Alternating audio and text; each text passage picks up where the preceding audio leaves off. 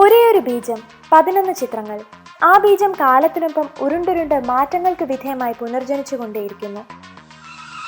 Indian സിനിമയിലെ എക്കാലത്തെയും വലിയ ഹിറ്റുകളായ ഡോൺ ചിത്രങ്ങളുടെ ചരിത്രം ആരംഭിക്കുന്നത് 1962-ൽ ഷമ്മി കപൂറിനെ നായകനാക്കി ഹിന്ദി സിനിമയിലെ പ്രതാപിയായ സംവിധായകൻ ശക്തി സാമന്ത ഒരുക്കിയ ചൈന ടൗൺ എന്ന ബ്ലാക്ക് ആൻഡ് വൈറ്റ് ചിത്രത്തിലെ ഗാങ്സ്റ്ററായ മൈക്കിൽ നിന്നും ഗായകനായ ശേഖറിൽ നിന്നുമായിരുന്നു. ചൈന ടൗൺ ഹിന്ദി സിനിമയുടെ എക്കാലത്തെയും വലിയ വിജയമായി മാറി. 1968-ൽ ചൈന ടൗൺ കൂടിയിരുന്ന കോയിൽ എന്ന പേരിൽ MGR ജയലളിത ജോഡികളെ ഒരുമിപ്പിച്ച് മലയാളിയായ സംവിധായകൻ K. ശങ്കർ തമിഴിലേക്ക് റീമേക്ക് ചെയ്തു. ചിത്രം തകർപ്പൻ വിജയമായി മാറി. 1969-ൽ NTR KR വിജയ ജോഡികളുമായി ബാലേ തമ്മടു എന്ന പേരിൽ തെലുങ്കിലേക്ക് അവതരിപ്പിച്ചപ്പോഴും അതേ വിജയം ആവർത്തിച്ചു.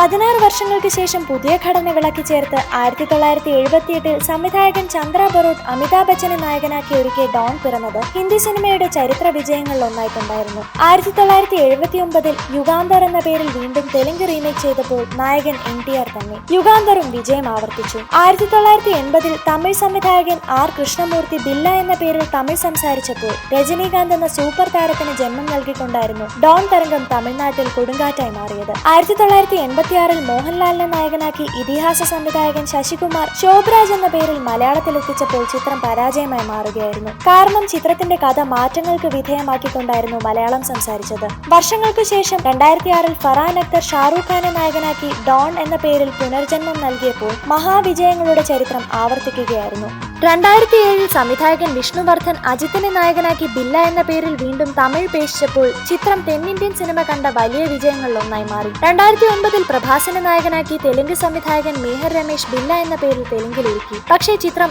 ആവറേജ് വിജയമായി മാറുകയായിരുന്നു. 2011-ൽ ഷാറൂഖ് ഖാനും ഫർഹാൻ അക്തറുമായിരുന്നു ഡോൺ ബീജത്തിനെ സ്റ്റൈലിഷ് ചെയ്ത് വെടിക്കെട്ട് ഐറ്റമാക്കി മാറ്റി പുതുവഴിയിലൂടെ ഡോൺ 2 അവതരിപ്പിച്ചത്. ഒരു ഇന്ത്യൻ സിനിമയുടെ ഐതിഹാസിക വിജയം കൈവരിച്ചുകൊണ്ടായിരുന്നു ചിത്രം ഇന്ത്യൻ ബോക്സ് ഓഫീസിനെ ഇളക്കി മറിച്ചത്. 2012-ൽ അജിത്തിനെ നായകനാക്കി സംവിധായകൻ ചക്രി ഡോൺ ബീജത്തിന്റെ ഭൂതകാലത്തേക്ക് സഞ്ചരിക്കാനുള്ള ശ്രമം നടത്തി നോക്കി. പക്ഷേ അതിന് വലിയ സ്വീകാര്യത നേടാൻ കഴിഞ്ഞില്ല.